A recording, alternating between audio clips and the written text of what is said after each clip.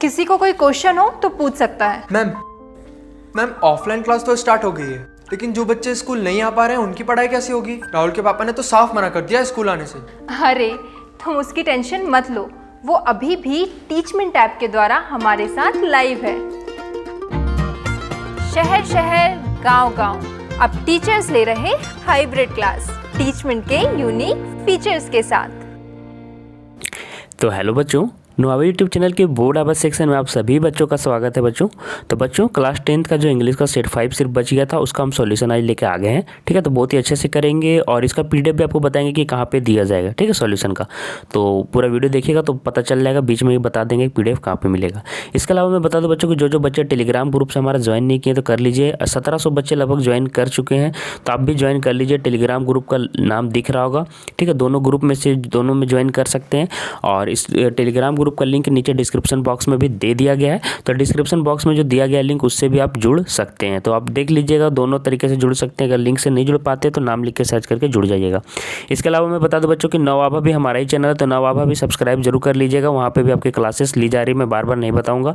हो सकता है तो मैं नवाभा यूट्यूब चैनल का नीचे लिंक भी दे दिया करूँगा। ठीक है, ताकि आप लोग चैनल को वहीं से लिंक से सब्सक्राइब कर लेना। तो क्लास 10th का मैं यहाँ पे आज क्लास लेने वाला हूँ। देख लीजिए 40 क्वेश्चन सब एक नंबर के हैं। मैथ सेट 5 इंग्लिश का सेट 5 है। मैथ अब कौन कौन सा सेट 5 मैंने कंप्लीट कर दिया बता दो। मैथ का सेट 4 मैंने वाइट बोर्ड में लिया है, तो वाइट बोर्ड में आप समझ रहे होंगे कि सॉल्यूशन काफ़ी अच्छा मैंने करवाया। तो मैथ का सेट 4 आप लोग कर लीजिए हमारा ही चैनल से। फिर मैथ सेट 5 का भी हम जो सॉल्यूशन लाने वाले हैं सेट 5 का, वो भी वाइट बोर्ड में होगा। तो बहुत ही अच्छे तरीके से सॉल्यूशन कराया जा रहा है मैथ का। तो मैथ हमारे पास ही कर लीजिए, हमसे बेस्ट सॉल्यूशन कोई किसी ने नहीं दिया है। ठीक है, और फिर रहा बात हिंदी का, तो हिंदी का सेट 5 तक मैंने कंप्लीट करा दिया और उससे बेस्ट सॉल्यूशन कहीं पे नहीं मिलेगा। हिंदी का आप हमारे चैनल में ही देख लेना। ठीक है, और मैथ का मैंने बता ही दिया कि सेट 4 तक हमारा कंप्लीट है, सेट 5 सिर्फ बचा है, वो भी मैं व्हाइट बोर्ड में बता रहा हूँ। ठीक है, तो आप लोग देख लीजिएगा। इसके अलावा मैं बता दूं कि साइंस का भी मैंने बेस्ट सॉल्यूशन दिया और पांचों सेट का सॉल्यूशन एकदम बेस्ट तरीके से आप लोग को दे दिया है। तो आप लोग चैनल सब्सक्राइब जरूर कर लीजिएगा और इस तरह के सॉल्यूशन का फ़ायदा उठाइएगा। तो चलिए हम लोग देखते हैं क्या लिख रहा है। दो क्वेश्चन नंबर ऑफ चलिए आगे से देखते हैं। 40 नंबर का है, कोई भी तरह का नेगेटिव मार्किंग नहीं है, तो एग्जाम में एक भी क्वेश्चन छोड़ना नहीं है आप लोग को। अब देखिए क्या लिख रहा है। Read the passage carefully and select the best possible option. बोलता है कि इस पैसेज को पढ़ना, कॉम्प्रीहेंड करना और उसके बाद उस पर आंसर देना है क्वेश्चन का। देखो बच्चों, कोई भी पैसेज अगर आए पूरे अच्छे से अगर नहीं भी समझ में आ रहा है आपको, लेकिन थोड़ा बहुत कॉम्प्रीहेंड करने आना चाहिए, मतलब थोड़ा बहुत उसका हिंट निकालना, उसका समझने का शक्ति होना चाहिए आप लोग में। ठीक है, तो चलिए हम लोग देखते हैं क्या लिखा हुआ है। कॉफ़ी और टी पर लग रहा है मुझे, ये आपको पैसेज दिया हुआ है। Coffee and T R favourite hot drinks of people in all parts of world. क्या बोलता है कि कॉफ़ी और चाय है ना, गर्म चाय जो गर्म पेय पदार्थ लिया जाता है। हॉट ड्रिंक मतलब जो गर्म चीज़ें ली जाती हैं पीने के लिए, गर्म पेय पदार्थ। तो गर्म पेय पदार्थ में कौन कौन फेवरेट हैं? कॉफ़ी और टी, पूरे वर्ल्ड में। तो पूरे वर्ल्ड में गर्म पेय पदार्थ के रूप में कॉफ़ी और चाय को पसंद किया जाता है, ये कहने का मतलब है। Coffee is very popular in northern Europe and in the middle east. बोलता है कॉफ़ी कहाँ कहाँ पॉपुलर, तो ये याद रखिए, नॉर्थर्न यूरोप और मिडिल ईस्ट। मिडिल ईस्ट मतलब ईस्ट मतलब आपको पता ही होगा कि मिडिल ईस्ट और नॉर्थर्न यूरोप, ये दोनों जगह में फेमस है। आगे देखो क्या लिख रहा है कि coffee is very popular in northern Europe. बोलता है कॉफ़ी नॉर्थर्न यूरोप में बहुत ज़्यादा पॉपुलर है and in the middle east, और मिडिल ईस्ट में। ठीक है, तो लग रहा है कि दोनों एक ही चीज़ घुमाया गया। यहाँ पे भी देखिए coffee is very popular in northern Europe and middle east, यहाँ पे भी यही चीज़ लिख दिया गया, सेम चीज़ आपका रिपीट हुआ है।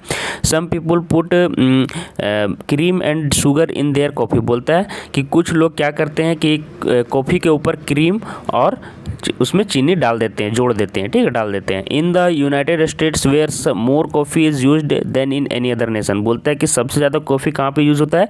यूनाइटेड नेशन, अमेरिका में। ठीक है, यूनाइटेड स्टेट्स। तो यूनाइटेड स्टेट्स में सबसे ज़्यादा कॉफ़ी यूज होता है किसी भी देश के मामले में। ठीक है, many people drink their coffee black without cream और शुगर। लेकिन यूनाइटेड स्टेट, वही अमेरिका की बात की जा रही है कि वहाँ पे जो कॉफ़ी पिया जाता है वो ब्लैक पिया जाता है। मतलब ब्लैक कॉफ़ी किसको बोलते हैं? ब्लैक कॉफ़ी क्या किसे कहते हैं सुन लीजिए, जिसमें कोई क्रीम भी ना डाला गया हो और चीनी भी ना डाला गया हो। तो अमेरिकन्स कैसे चाय पीना पसंद करते हैं, कैसे कॉफ़ी पीना पसंद करते हैं? तो ब्लैक कॉफ़ी, जिसमें ना ही शुगर डाला गया हो ना ही क्रीम उसमें डाला गया हो। अब देखिए नोमैड्स है ना, nomads who also use a lot of coffee like to boil and cool it several times before drinking it. Nomads मतलब होता है खाना बदोश, जो इधर उधर घूमते रहते हैं, है ना। तो बोलते हैं जो नोमैड्स होते हैं, घूमने वाले लोग होते हैं, इधर से उधर घुमंतु लोग होते हैं, वो लोग कॉफ़ी किस तरह से पीना पसंद करते हैं, तो वो उसको बार बार गर्म करते हैं, फिर उसको ठंडा करते हैं, गर्म करते हैं और ठंडा करते हैं, उसके बाद उसको पीते हैं। ठीक है, क्या करते हैं, गर्म करते हैं, फिर ठंडा करते हैं और उसके बाद फिर उसको पी लेते हैं। यहाँ से देखिए लिख रहा है in China, Japan and other oriental countries where tea is national drink. देखिए ऊपर कॉफ़ी का बात चल रहा था, कॉफ़ी का, अब नीचे चाय का बात चलेगा। तो देखिए चाय का बात चल रहा है टी का, कि इन चाइना में, जापान में और अदर ओरिएंटल कंट्रीज मतलब पूर्वी कंट्रीज। तो बोल रहा है कि इस चाइना, जापान और पूर्वी देशों में where tea is the national drink, जहाँ पे चाय क्या है, मतलब कि राष्ट्रीय, मतलब कि पेय पदार्थ है, राष्ट्रीय ड्रिंक है। ठीक है, राष्ट्रीय पेय है।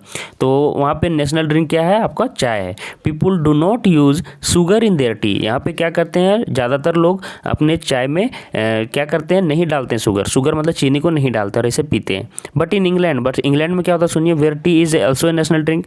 बोलता है इंग्लैंड का भी नेशनल ड्रिंक क्या है, टी ही है, चाय ही है। ठीक है, मैनी पीपुल यूज शुगर, वहाँ पे शुगर पसंद किया जाता है, वो शुगर वहाँ पे डाल के पीते हैं। Most people want their tea and coffee very hot. बोलता है कि अधिकतर लोग जितने भी चाय और कॉफ़ी पसंद करते हैं, उसमें से अधिकतर लोग चाय और कॉफ़ी कैसा पसंद करते हैं, वेरी हॉट मतलब बहुत ज़्यादा गर्म करके पीते हैं। बट लेकिन क्या करते हैं, अमेरिकन्स ड्रिंक आइस टी। लेकिन अमेरिकन्स को याद रखिए कि ठंडा चाय पीते हैं, आइस मतलब उसमें बर्फ़ डाल के, and sometimes ice coffee specially in summer. और वहाँ पे ठंडा कॉफ़ी भी पिया जाता है गर्मी के दिनों में, उसमें भी बर्फ़ डाल के पिया जाता है। ठीक है, ठंडा कॉफ़ी पिया जाता है। अब देखिए यहाँ से क्वेश्चन अब उस पर शुरू हो जाएगा। व्हाट इज ब्लैक कॉफ़ी, भी मैंने आपको बताया था कि ब्लैक कॉफ़ी किसको बोलते हैं बच्चों, जिसमें क्रीम और शुगर नहीं डाला हुआ रहता है। तो सी ऑप्शन सही हो जाएगा, coffee without cream and sugar. तो देख पा रहे होंगे मैं पूरा अच्छा से आपको पैसेज कंप्लीट करवा दे रहा हूँ। ठीक है, ताकि पैसेज में आपको दिक्कत ना हो। और इसी तरह के 10-12 पैसेज और भी आप लोग प्रैक्टिस कर लेना। When do Americans drink ice coffee. Ice coffee कब पीता है, अभी मैंने बताया कि गर्मी के दिनों में वो लोग पीते हैं आइस कॉफ़ी, है ना, अभी बताया मैंने, नीचे देखिए इन समर हो जाएगा। ठीक है, which drink is very popular in northern Europe. अभी मैंने बताया कि नॉर्थन यूरोप में क्या फेमस है, थर्ड का ऑप्शन नंबर ए हो जाएगा, कॉफ़ी। देखिए ऊपर बताए थे कि नॉर्थन यूरोप, यहाँ पे देखिए हम बताए थे, और मिडिल ईस्ट, ये दोनों जगह में कॉफ़ी पसंद किया जाता है, वेरी पॉपुलर, है ना।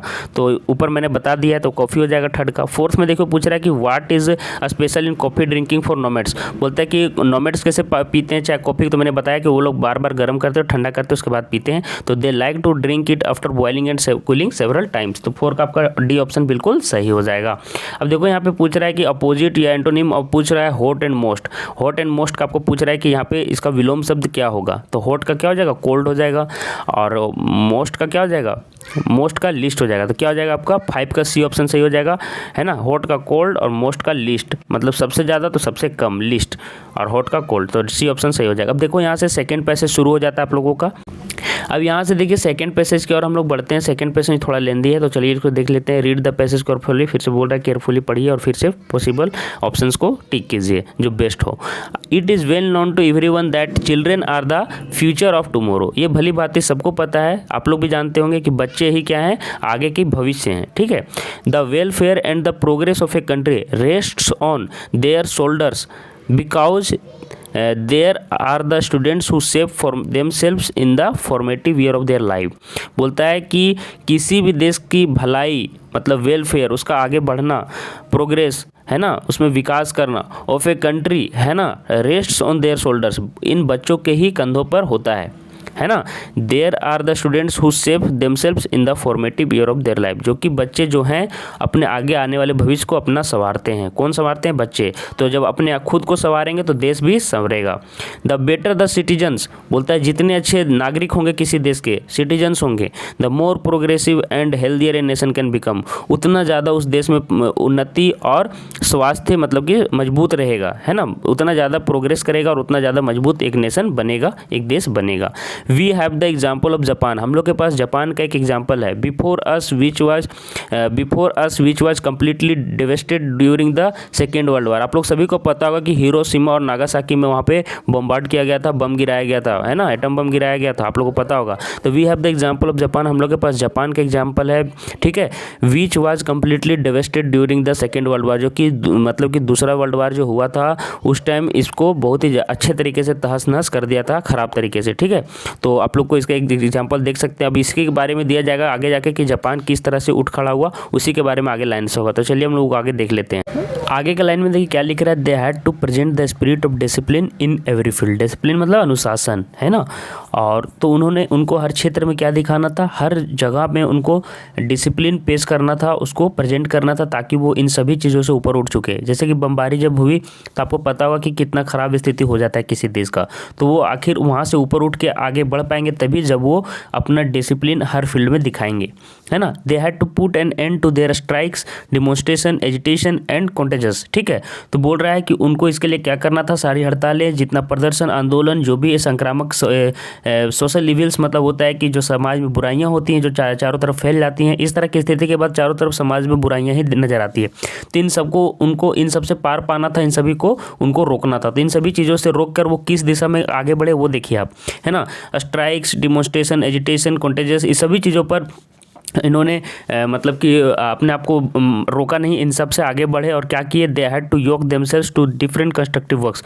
और अपने आप को वो सभी जितने भी जापानीज थे वो सभी जापानीज ने अपने आप को रचनात्मक कार्यों से जोड़ा जो कि आगे उनको आगे बढ़ा सके। कंस्ट्रक्टिव वर्क जो आगे की दिशा में उठाए गए कदम है, आगे की दिशा में बढ़ाए गए कदम जो उनको आगे मजबूत बना सकता था, है ना। In case they had continued to waste their time and energy in useless pursuits. बोलते हैं अगर वो अपना टाइम इसी तरह से फालतू चीज़ों में, अपना समय, अपना जो शक्ति था, अपना एनर्जी था, है ना, अपनी ऊर्जा था, वो अगर फालतू चीज़ों में वो अगर व्यर्थ करते रहते तो क्या होता, देखिए, they would have been proceeding towards the darkest future of the country. अगर वो उन सभी चीज़ों में अगर अपना टाइम व्यर्थ कर देते तो वो आज सबसे बुरे दौर से गुजर रहे होते। कौन? जापान। ठीक है, तब देखिए इतना अच्छा पैसेज था ये।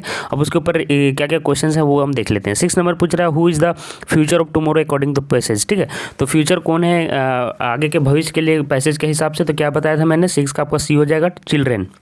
आप लोगों ने ऊपर देखा था, तो 6 का सी हो जाएगा कि उन्हीं के कंधों पर सारे भविष्य है। How does the nation progress, मतलब कोई भी देश आगे कैसे प्रोग्रेस करता है, तो 7 का ए हो जाएगा, when the children shape there formative year, जब बच्चे वहाँ के आगे के भविष्य को अच्छे दिशा में काम करते हैं और आगे बढ़ाते हैं। आगे देखिए क्या लिख रहा है कि how did Japan get out the devastation of the second world वार। अभी मैंने बताया कि वो वहाँ से कैसे उस बर्बादी से आगे बढ़े, है ना, सेकेंड वर्ल्ड वार का जो बर्बादी हुआ था। तो क्या हो जाएगा, 8 का ऑप्शन नंबर आपका बी सही हो जाएगा। By bringing a spirit of discipline, सभी दिशाओं में, सभी चीज़ों में उन्होंने डिसिप्लिन लाया, तभी वो आगे बढ़ पाए। आगे देखिए 9th नंबर में क्या पूछ रहा है कि which are the things not done by Japan to restore their progress.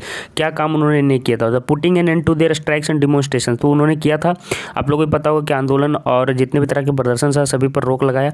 Putting an end to their agitation, ये भी आपको मैंने बताया कि एजिटेशन पर भी मतलब कि किसी भी तरह का वहाँ पे आंदोलन भी नहीं रखा गया। Putting an end to their contagious social evils, ये भी उन्होंने किया था, है ना, जो भी तरह के सामाजिक बुराइयां थी उनसे भी दूर किया अपने आप को। Contributing themselves in shaping their future leaders, ये सही था। तो आपका यहाँ पे 9 का ऑप्शन नंबर डी सही हो जाएगा कि वो आगे के भविष्य के लिए अच्छे निर्णायक नेतृत्व करने वाले लीडर को तैयार कर रहे थे, बच्चों को तैयार कर रहे थे, डिसिप्लिन से आगे बढ़ रहे थे।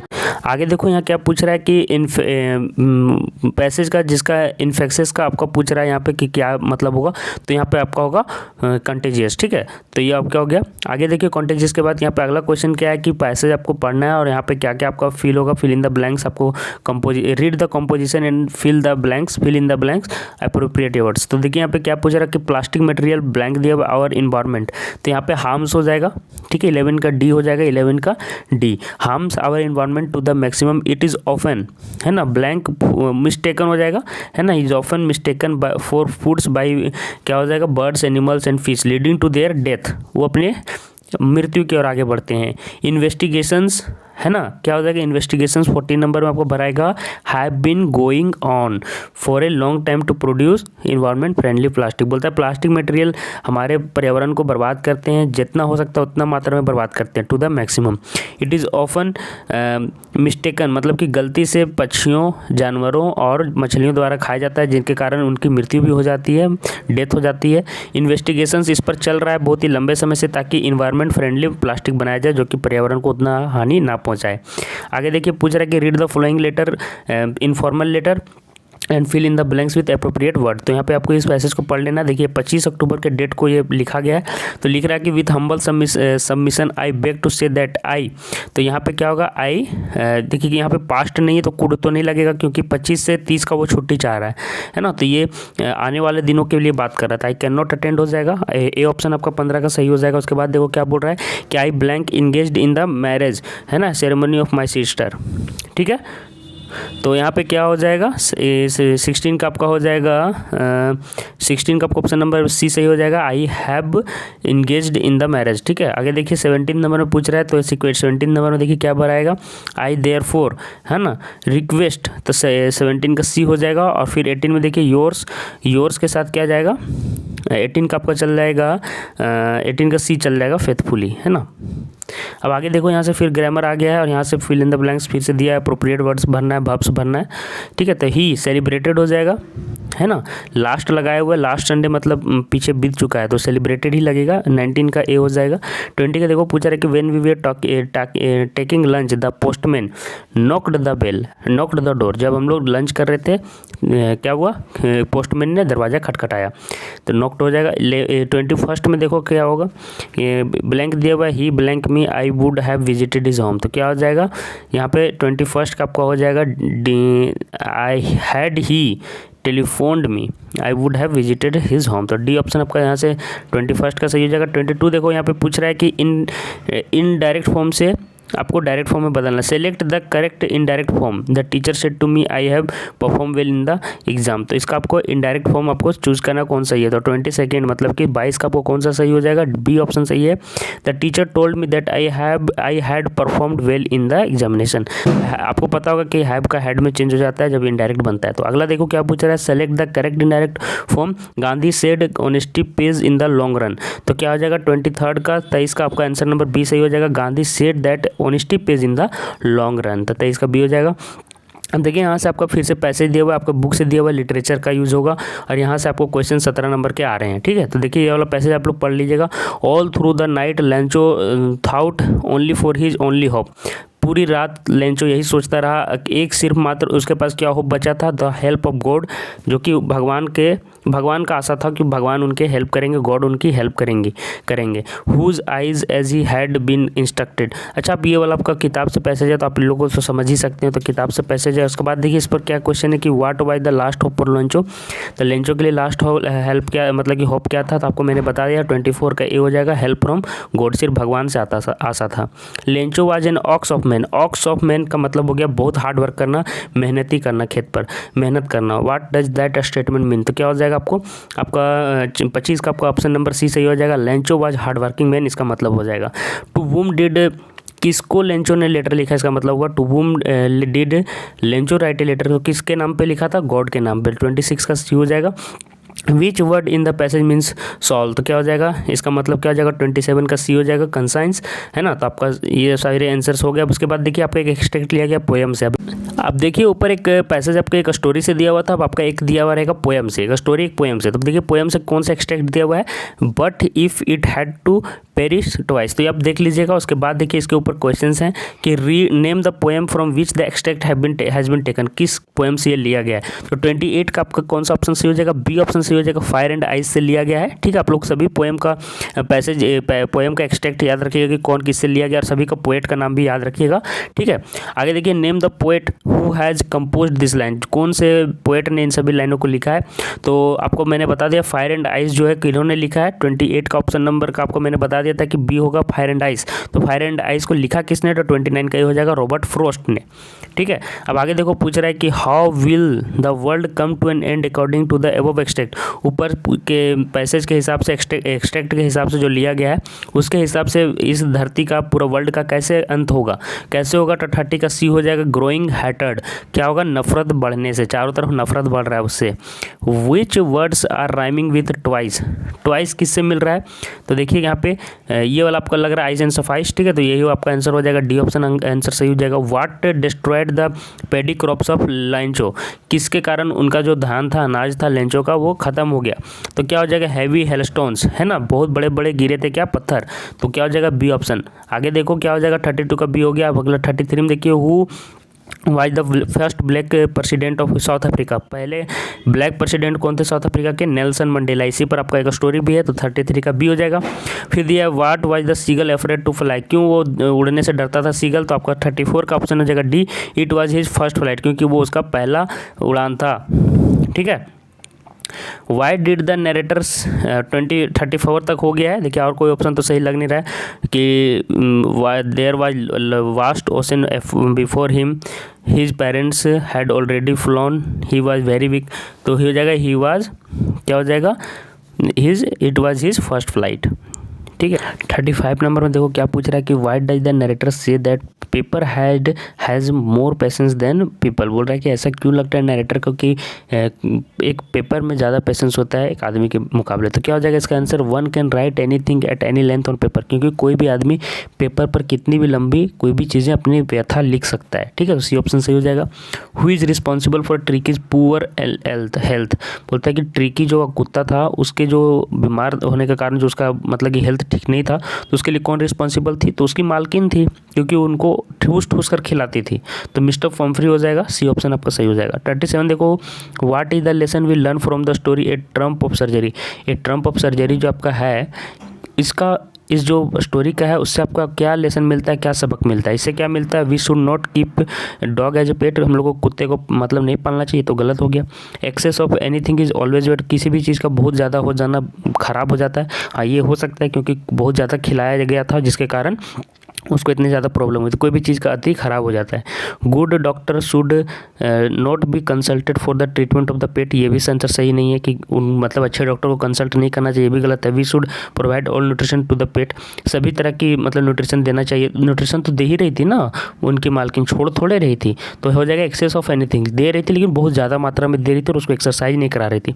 तो आप लोग भी उसी तरह से अगर दिन भर खाते पीते रहिएगा और पेट मतलब पड़े रहिएगा बिस्तर में, तो आप भी बीमार हो जाइएगा। ऐसा नहीं है कि आप ठीक रहिएगा, कितना भी खाना खाओ तो उसके साथ साथ एक्सरसाइज भी करना जरूरी हो जाता है। ठीक है। अब देखो 38 में पूछ रहा है कि why was it is a temptation to keep Tricki as a permanent guest, बोलता है ऐसा लालच क्यों बना कि ट्रिकी को हमेशा के लिए मेहमान ही रख दिया जाए? क्यों हुआ था? आप लोगों को बहुत ही अच्छा लगेगा कि डॉक्टर हैरियट के यहाँ पे बहुत सारा मतलब कि इनकी जो मालकिन थी खाना वाला सामान दे के जाती थी, जैसे कि अंडे हो गए, वाइन हो गए, शराब हो गया, ब्रांडी हो गया, तो वो वहाँ पे उनको ना देकर कुत्ते को अब खुद उसके यूज का अपने यूज में ले आते थे। तो यही हो जाएगा कि they were enjoying eggs wine and brandy, बहुत सारा जो उनकी मालकिन दे रही थी वो खुद के यूज के लिए उसको यूज कर रहे थे। ऐसा कोई मतलब नहीं था कि ट्रिकी जल्दी रिकवर हो रहा था इसलिए वो हमेशा के लिए रखना चाहेंगे, इससे इसका कोई मतलब कि जुड़ाव नहीं है। Harriet was not being paid, वो नहीं पेड किया जा रहे थे, हैरियट को पैसा भी मिल रहा था, तो आपका ये ऑप्शन ही सही हो जाएगा। 38 का 38 का ये ऑप्शन सही हो जाएगा। Who is Anil in the story the thief story, तो अनिल कौन थे? तो 39 का आपका ऑप्शन नंबर ए सही यहाँ पे हो जाएगा। ये राइटर था, आप लोग को पिछला भी मॉडल पेपर में आया हुआ है।